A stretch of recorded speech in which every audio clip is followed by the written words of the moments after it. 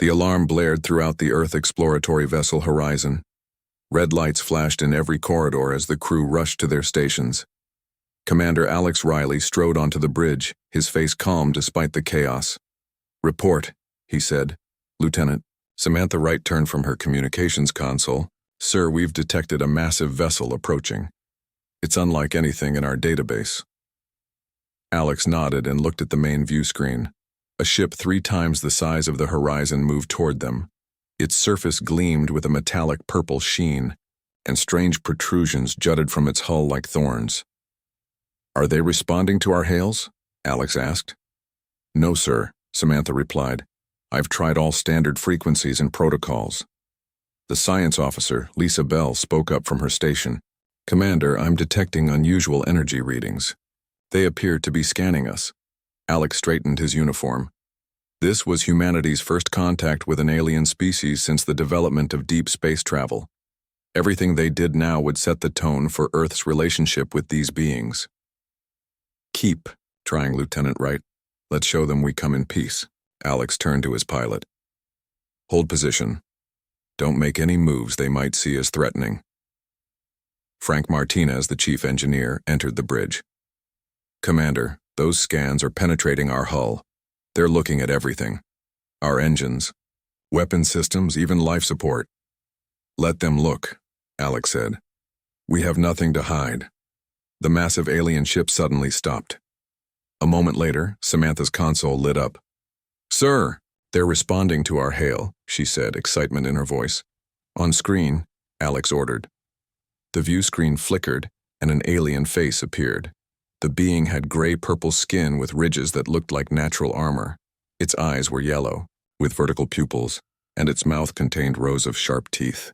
"I am Emperor Vax Tur of the Zethka Empire," the alien said in perfect English. "Your translation devices are primitive but functional." Alex stepped forward. "I am Commander Alex Riley of the Earth exploratory vessel Horizon. We come in peace and friendship." The alien's expression didn't change. "Your vessel's defensive capabilities are minimal. Your bodies appear soft and vulnerable. Explain how your species has survived." Alex blinked, taken aback by the directness of the question. "Humans have survived through cooperation, intelligence, and adaptability. We seek peaceful relations with all species." Emperor Vax Tur made a sound that might have been a laugh. "Peace is the desire of the weak. The strong conquer and rule." "Strength takes many forms," Alex replied carefully. "We would like to meet with you properly and learn about your culture." The alien seemed to consider this. "Yes. You will come aboard our vessel. We wish to study your species." The screen went dark. Alex turned to his senior officers. "Well, that could have gone better." "Sir," Lisa said, "their technology is far beyond ours. And did you see their physical structure? They have natural armor plating." Medical Officer Gregory Johnson nodded. "I noticed that too. Their biology appears to have evolved for combat." "They seemed fixated on our defensive capabilities," Frank added, "or lack thereof." Alex took a deep breath. "This is first contact. Cultural misunderstandings are to be expected. We'll form a diplomatic team and meet with them as requested." He looked at his officers. "Samantha, Lisa, Frank, and Gregory, you're with me. The rest of the crew will remain on the horizon." 2 hours later, the 5 humans stood in a shuttle bay preparing to board a small craft that would take them to the alien vessel. "Remember," Alex said quietly, "we represent all of humanity. Our job is to establish peaceful relations." "And if they're not interested in peace?" Frank asked. "Then we demonstrate that humans can be very creative when necessary," Alex replied. The shuttle ride was short.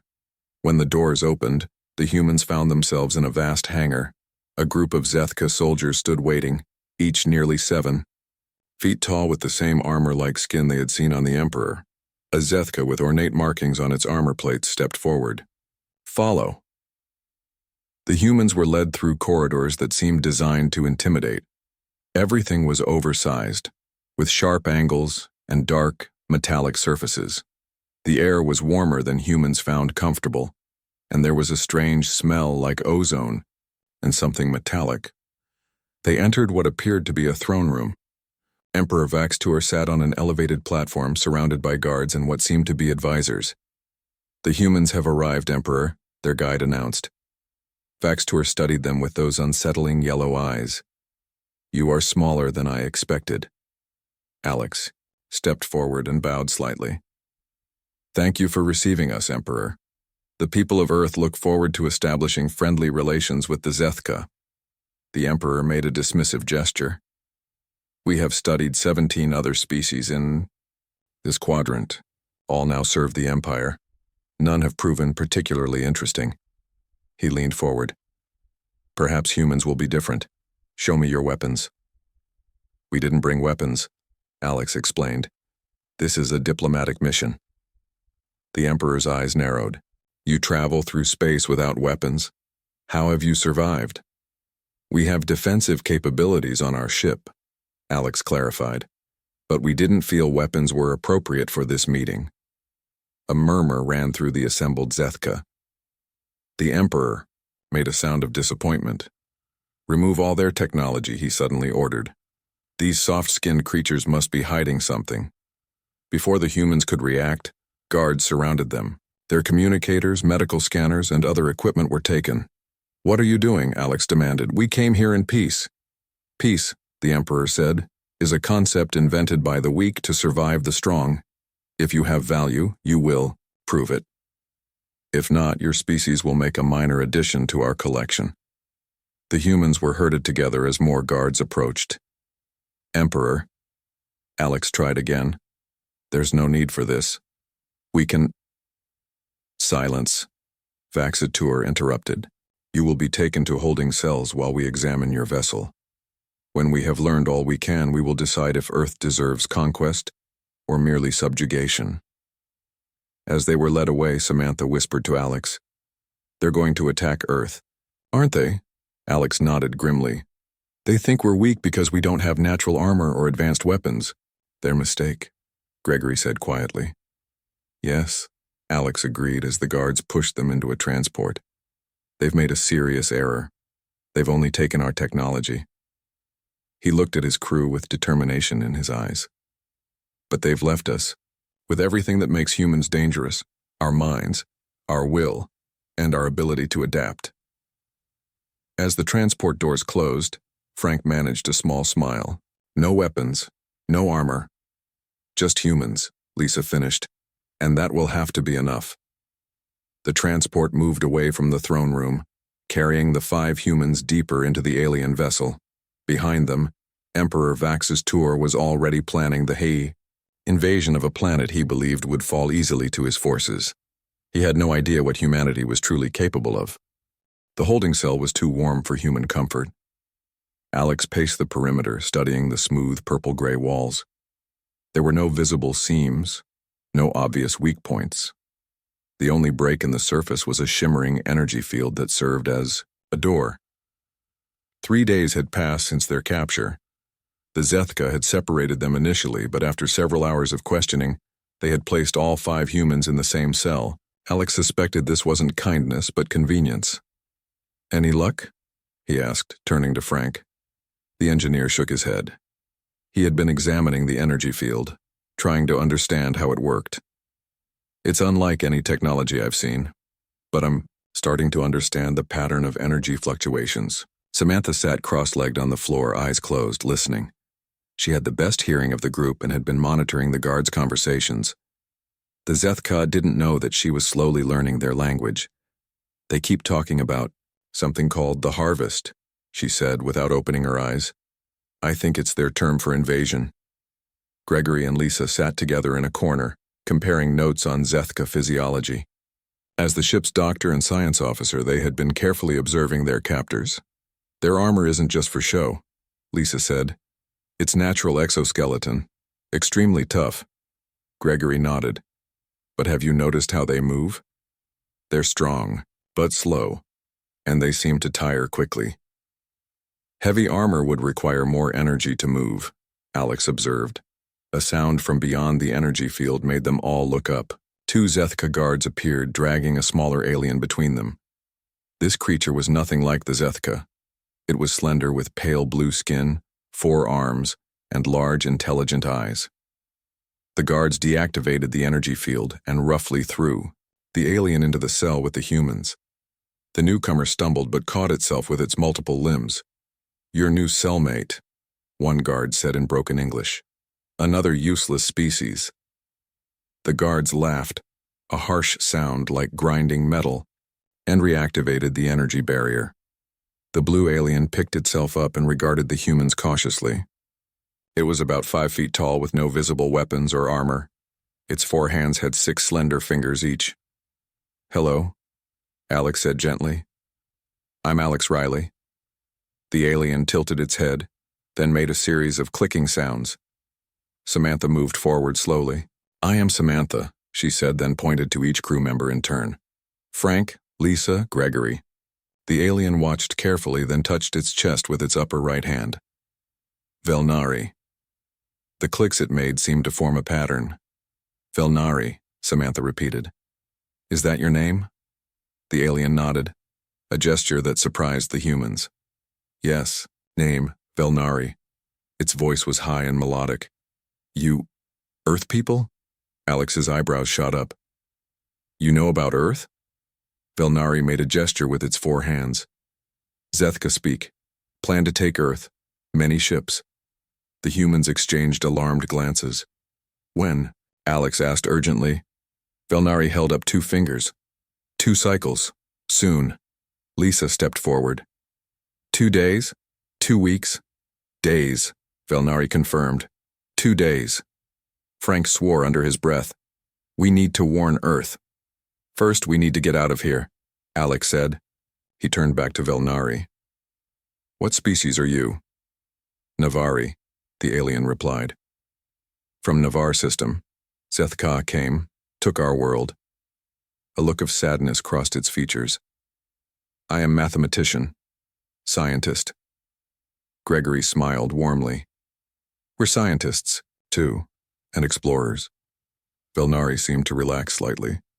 "Zethka not understand science, only understand war, fighting, conquest." "Tell us about them," Alex urged. "Any weaknesses?" The Navari considered this. "They strong, very strong, but..." It tapped its head. "Not think well. See only strength. Miss other things." Lisa nodded eagerly. "We've noticed they seem to tire quickly." "Yes," Velnari agreed. "Heavy bodies. Need much energy. Also..." The alien pointed to its eyes. "See only forward. Bad side vision." Gregory was taking mental notes. "What about temperature? They keep it very warm in here." "Need heat," Velnari explained. "Cold makes them slow, very slow." Alex felt a spark of hope. Every species had weaknesses. The Zethka were physically imposing, but perhaps they could be outsmarted. "We need to work together," he said. "Can you help us, Velnari?"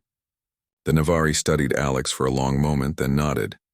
"Yes, help each other." Over the next day, the unlikely allies shared knowledge. Velnari drew complex mathematical equations on the floor using a small piece of its own clothing, explaining the patterns of the guard rotations and the ship's power systems. The humans, in turn, shared their observations. Lisa had noticed that the lighting dimmed slightly at regular intervals, a sign of power fluctuations.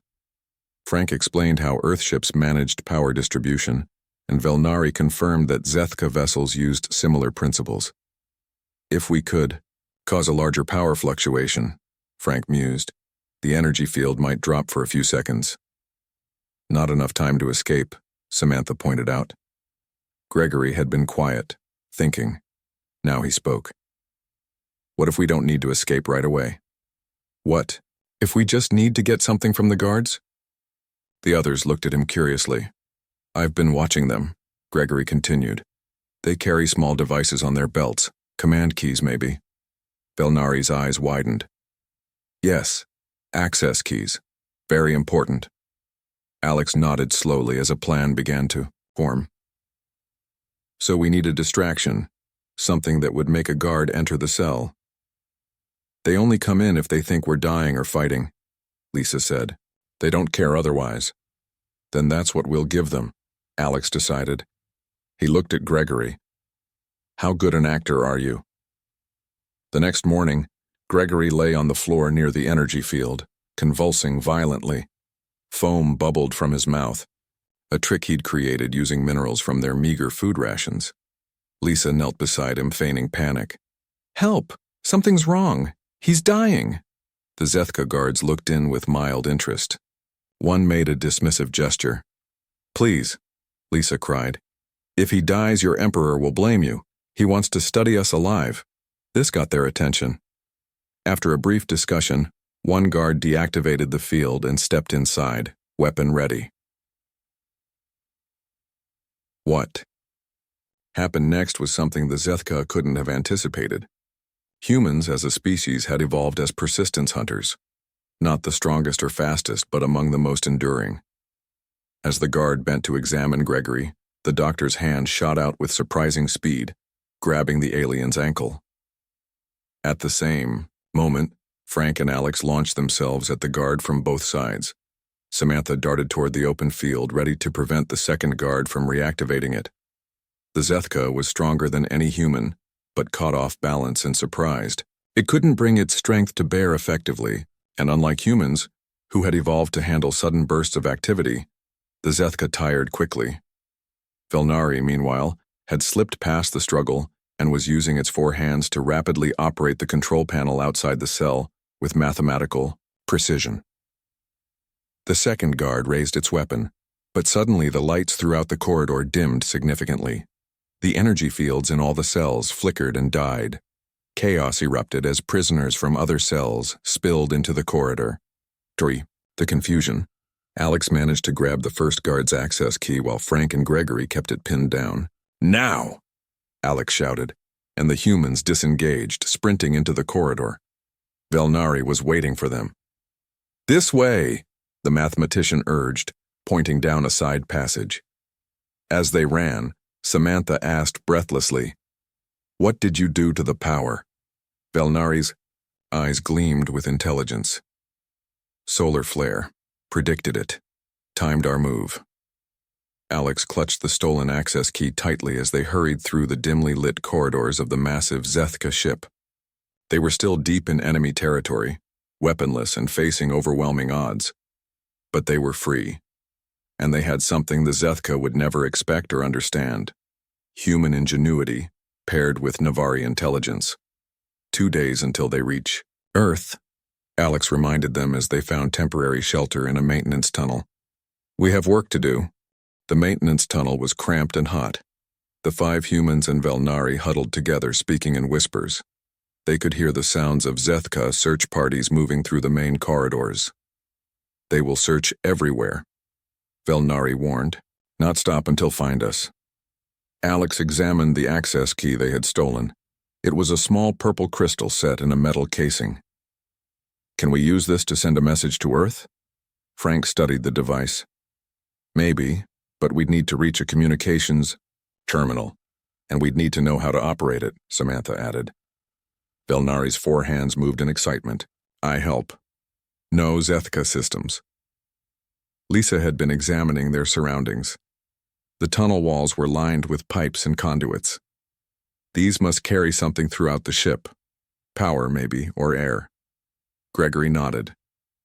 If we follow them, they might lead us to a central system area, somewhere less guarded than the bridge. Alex made a decision. Let's move.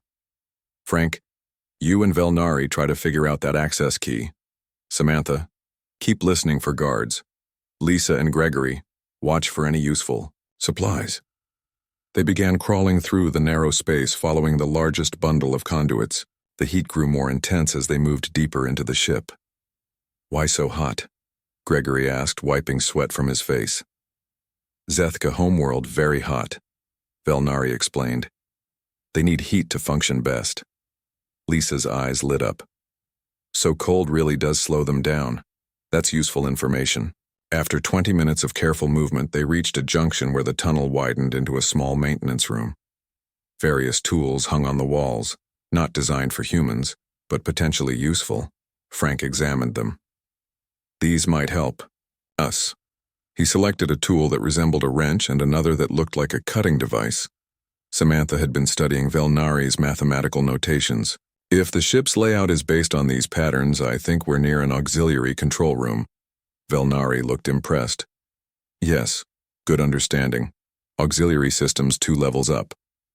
Alex picked up what appeared to be a maintenance worker's uniform, much too large for a human but potentially useful as a disguise. If we can get to that control room, what can we do? Communication systems, Velnari said. Send message. Also, the alien hesitated. Maybe disable weapons. The humans exchanged hopeful glances. How do we get there without being spotted? Gregory asked. Lisa was examining the ceiling. What about the ventilation system? These grates look large enough. Frank tested one of the grates with his newly acquired tool. It came loose easily. Not designed with security in mind. They never expected anyone to be inside the maintenance areas. Another weakness, Alex noted. They're overconfident. One by one, they climbed into the ventilation system.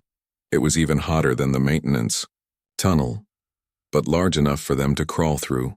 Velnari led the way, using its knowledge of the ship's layout to guide them.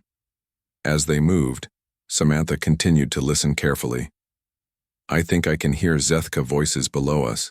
They sound angry. Emperor very angry, Velnari confirmed. Never, before prisoners escape.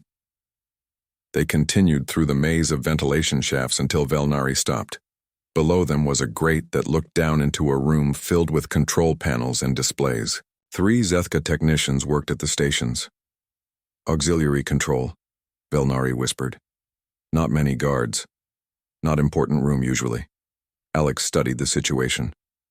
We need a distraction. Gregory had been collecting small metal components during their journey. I might have an idea, he said. He showed them several small pieces. These look like temperature regulators. If we damage enough of them in different areas, the environmental systems would go haywire, Frank finished, catching on. Some sections would get too hot, others too cold. Chaos, Velnari said, understanding. Dawning. Zethka hate cold. We'll rush to fix. They split into 3 groups. Frank and Velnari stayed to watch the auxiliary control room. Gregory and Lisa backtracked to sabotage the temperature regulators. Alex and Samantha continued through the ventilation system to find a less guarded entry point. 20 minutes later, alarm klaxons began to sound throughout the ship. The temperature in some sections began to plummet, while others became unbearably hot. The 3 technicians in the control room received urgent communications. 2 of them rushed out, leaving only one to monitor the systems. The remaining technician moved frantically between control panels, trying to identify the problem. Frank and Velnari seized their opportunity. They removed the grate and dropped, silently, to the floor behind the distracted technician. Frank used the wrench-like tool to strike the Zethka at the base of its skull, a weak point Gregory had identified in their physiology. The technician collapsed without a sound. At that moment, Alex and Samantha entered through a side door and Gregory and Lisa rejoined them through the ventilation shaft. We don't have much time, Alex said. What can we do from here? Velnari moved to the main control panel. Send message. Disable weapons, but needs time. How much time? Frank asked, barricading the door with equipment. 10 minutes. Maybe 15, Velnari replied, its 4 hands already flying over the controls. Samantha joined the Navari at the communications console. I'll help with the message. What about the weapons? Lisa examined another control panel. I think this controls power distribution. If we reroute power away from the weapon systems, they'd be temporarily disabled, Frank finished. Good. Thinking. While they worked, Gregory kept watch on the unconscious technician and Alex monitored the corridor through a small window in the door. They're panicking out there, Alex reported. The temperature drops are causing chaos. Velnari and Samantha worked together to compose a warning message to Earth. Using the access key, they gained entry to the secure communications system. Message ready, Samantha announced, But how do we make sure it reaches Earth? Maximum. Power to communications array, Velnari suggested, making adjustments. Frank and Lisa, meanwhile, had successfully rerouted power away from the weapon systems. This won't last forever, Frank warned. Once they realize what we've done, they'll restore systems. Something's happening, Gregory called from beside the technician. The Zethka was beginning to stir. Alex made a quick decision. Send the message now. Then we need to move. Samantha activated the transmission.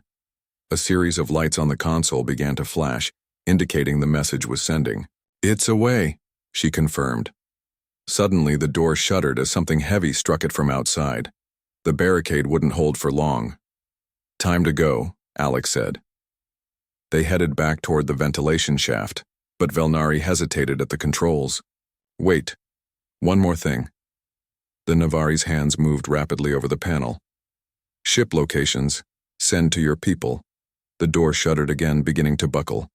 Hurry, Frank urged. Velnari finished the transmission and joined the others at the ventilation shaft. As they pulled themselves up, the door burst open. Zethka guards flooded into the room, their weapons raised. But the humans and Velnari were already gone, disappearing into the labyrinth of ventilation shafts as alarms continued to blare throughout the ship. Did the message get through? Lisa asked as they crawled rapidly away from the control room. Yes, Samantha said. Earth knows they're coming now. And more, Velnari added with satisfaction. Sent fleet positions, weapon systems, weaknesses. Alex allowed himself a small smile of hope. We've warned them. Now we need to find a way off this ship.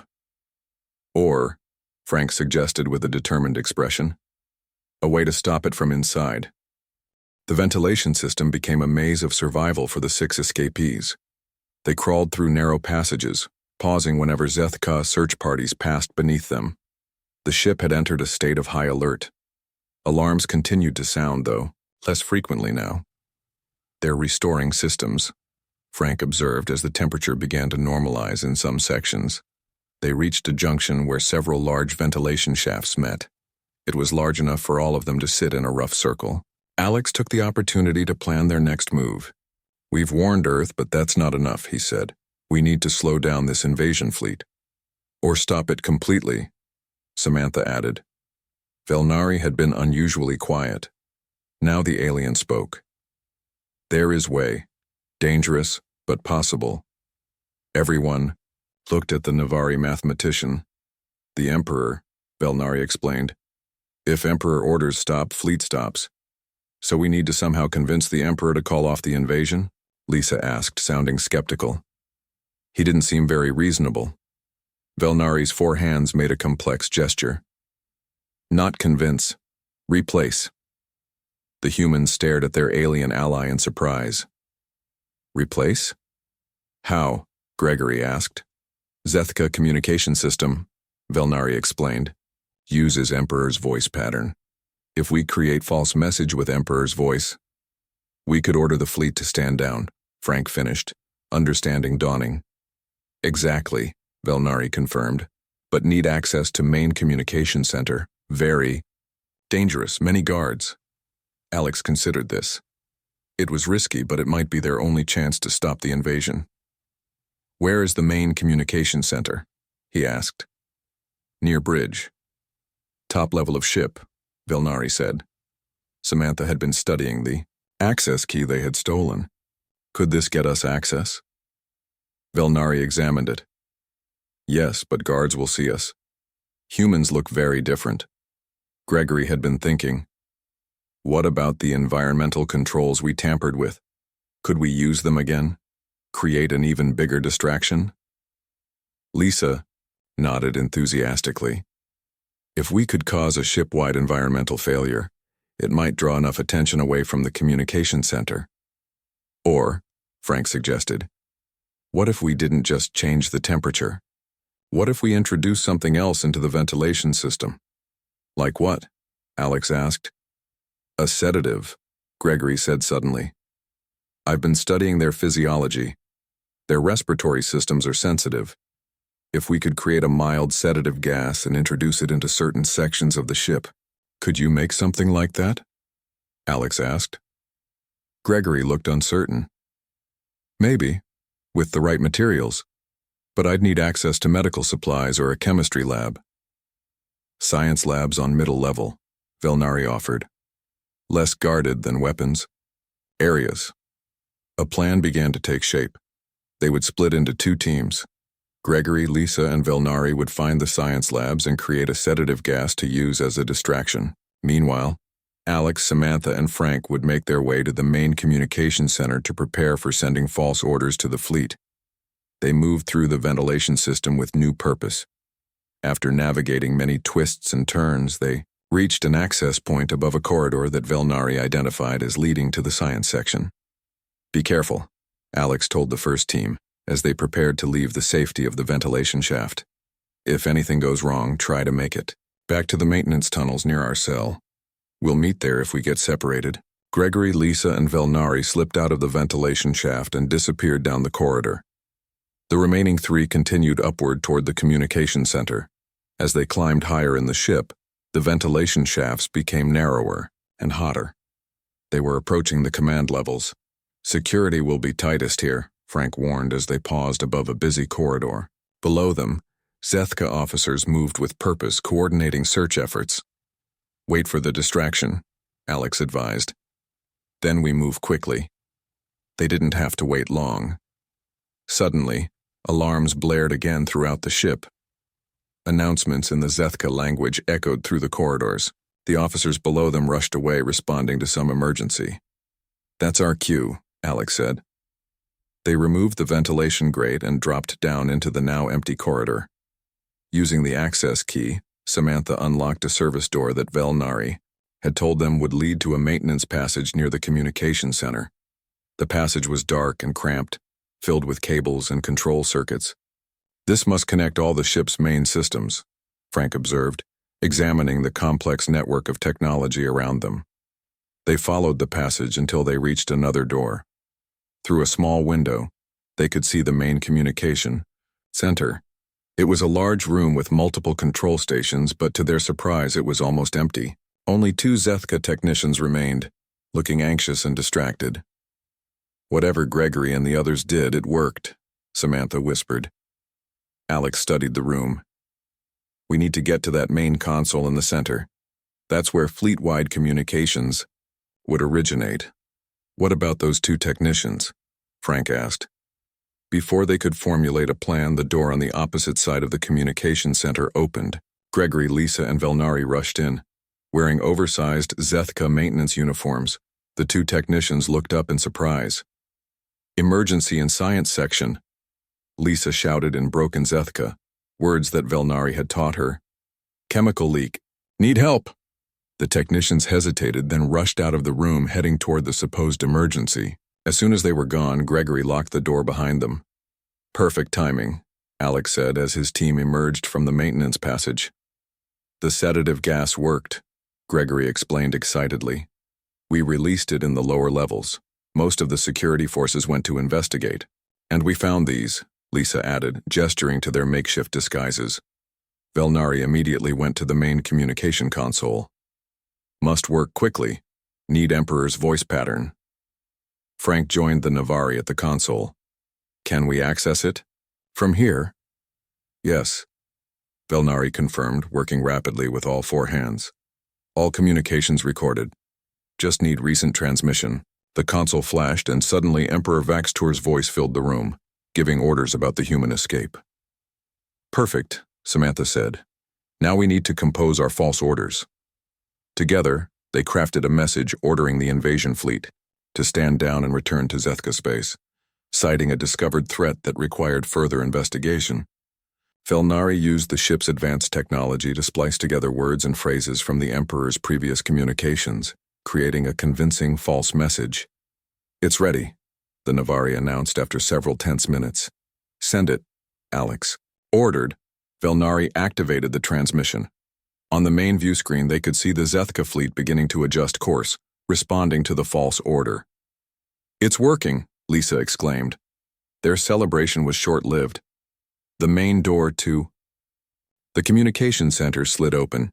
Emperor Vaxtor himself stood there, flanked by heavily armed guards. His yellow eyes blazed with fury. "Humans," he growled. "I underestimated you." The guards raised their weapons. The humans and Velnari backed together, unarmed and with nowhere to run.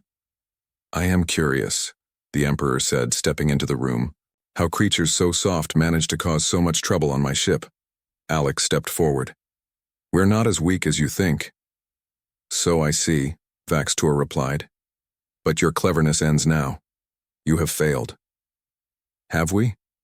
Alex asked, glancing at the view screen where the fleet continued to turn away from its course to Earth. The Emperor followed his gaze and roared with anger when he saw what was happening. "What have you done?" Emperor Vaxtor stormed across the communication center toward the main console. His armored body radiated fury as he pushed past Alex. "Reset fleet course immediately," he ordered one of his guards. The guard rushed to the console, but Velnari had locked the system with a complex mathematical code. The guard's attempts to override the command failed repeatedly. The Emperor turned to face the humans and Velnari. "You will undo this now, or your deaths will be slow and painful." Alex stood his ground. "Your invasion fleet is turning back, Emperor. Perhaps this is a good time to talk." "Talk?" the Emperor snarled. "Zethka do not talk with inferiors. We conquer." Despite the dire situation, Alex maintained his composure. "Look at what inferiors accomplished on your ship. We escaped your prison, evaded your guards, disabled your weapons, and redirected your fleet. All without weapons or armor." The Emperor's yellow eyes narrowed. "Tricks, deception, not true strength." "Is strength only measured by muscle and armor?" Lisa asked, stepping forward. "What about intelligence, adaptation, cooperation?" Frank joined in. "Your society values only one kind of strength. That's your weakness." Vaxatur's guards tightened their grips on their weapons, awaiting the order to fire, but the Emperor raised a hand, stopping them. Something in what the humans said had sparked his curiosity. "Explain," he demanded. "The Zethka evolved as apex predators with natural armor," Gregory said. "That made you powerful on your world." "But humans evolved differently," Samantha continued. "We weren't the strongest or fastest. We had to develop other abilities to survive. We learned to work together," Alex explained. "To solve problems, to adapt to new situations. To understand our enemies," Lisa added, "and find creative solutions." Velnari, who had remained silent, now spoke. "Navari same. Not strong like Zethka, but good at mathematics, science, patterns, valuable skills." One of the ship's officers burst into the communication center. "Emperor, communications report the fleet is breaking formation. Many ships question the orders." "Because they're receiving conflicting commands," Frank realized. "The real Emperor is here, but they just heard his voice ordering a retreat. The cue." Emperor's expression darkened. He turned back to the humans. "You cause confusion in my fleet. Fix it or die now." Alex made a bold decision. "I have a better idea. Let me speak to your fleet." "You?" The Emperor laughed harshly. "Why would warriors listen to a soft human?" "Because I can explain what happened here," Alex said. "How a few unarmed prisoners nearly defeated the mighty Zethka Empire. How we found weaknesses you didn't know you had." The Emperor's laughter stopped abruptly. "Or," Alex continued, "you can kill us. But then you'll have to explain to your fleet why your supposedly impenetrable flagship was compromised by inferior beings. How will that reflect on your strength?" The room fell silent. The Emperor studied Alex with new intensity. For the first time, he seemed to be truly considering a human's words. "You think you understand strength?" Vaxtor asked finally. "I know there are many kinds of strength," Alex replied. "The Zethka have physical power and advanced technology. Humans have endurance, adaptability, and creativity. The Navari have mathematical brilliance. Each species has different strengths." The Emperor looked at Velnari. "The Navari were conquered. Easily?" Because you value only one kind of strength, Velnari responded. Missed what Navari could offer. Gregory stepped forward cautiously. Emperor, we studied your physiology while in captivity. Your species has remarkable natural armor, but it comes at a cost. You tire quickly. You struggle in cold environments. Your peripheral vision is limited. These aren't weaknesses if you understand and account for them, Lisa added. But you've built your society around ignoring any limitation, seeing it as shameful rather than something to adapt to. The Emperor was silent for a long moment. Then he turned to the view screen showing his scattered fleet. My ancestors conquered 17 species across 12 star systems. None could stand against Zethka might. And how many of those conquered species are now truly part of your empire? Samantha asked. Do they serve out of loyalty or fear? What happens when you're not looking? The Emperor's expression suggested this was a question he had never considered. Alex saw an opportunity. Emperor Vax Tour. Humanity doesn't want war with the Zethka. We would prefer an alliance. Think what our different strengths could accomplish together. Alliance? The concept seemed foreign to the Emperor. With a weaker species? Not weaker, Frank corrected. Different. Your scientists probably told you humans wouldn't be a challenge. Yet here we are. The Emperor looked at the humans with new consideration. Finally, he made a decision. Release the fleet commands, he ordered Velnari. I will speak to my commanders myself. Velnari hesitated, looking to Alex, who nodded. The Navari unlocked the communication system. The Emperor approached the console but paused before sending a message. He turned back to the humans. You could have tried to destroy my ship, he observed. Why didn't you? That's not who we are. Alex answered simply. We just wanted to protect our home and find a peaceful solution. The Emperor activated the communication system. To everyone's surprise, he ordered his fleet to hold position rather than resume course to Earth. I will speak with these humans further before deciding Earth's fate, he announced to his commanders. When the transmission ended, he addressed the humans again. You say there are different kinds of strength. Prove it. Show me why the Zethka should consider humans as equals rather than subjects. Give us access to your star charts and information about the species you've conquered, Alex proposed. Let us demonstrate how cooperation can benefit everyone. The Emperor considered this request, then nodded slowly. You will have limited access. Underguard. Over the next cycle, the humans and Velnari worked together to analyze the Zethka Empire's structure. They presented the Emperor with a new vision, a cooperative alliance where each species contributed their unique strengths. The Navari's mathematical genius could improve Zethka navigation and engineering. Human adaptability and problem-solving could help overcome the Empire's stagnant thinking. Most importantly, they showed how fear-based rule created inherent instability. Several of the conquered worlds were already showing signs of potential rebellion. The Emperor, intelligent despite his warrior culture, began to see the wisdom in their arguments. His own advisors, seeing their leader's interest, cautiously offered support for exploring this new approach. On the 6th day since their capture, Alex and his crew stood on the bridge of the horizon, preparing to depart. Emperor Vaxatur had agreed to a provisional peace treaty with Earth and a pilot program of cooperation with selected conquered worlds. You have changed the Zethka perspective, the Emperor told Alex as they said farewell. This is unprecedented. That's what humans do, Emperor, Alex replied with a smile. We change things. We adapt. We find new ways forward. As the horizon broke away from the Zethka flagship, the crew gathered on the bridge, still hardly believing their success. We did it, Samantha said, watching the massive alien fleet on their view screen. No weapons, no armor.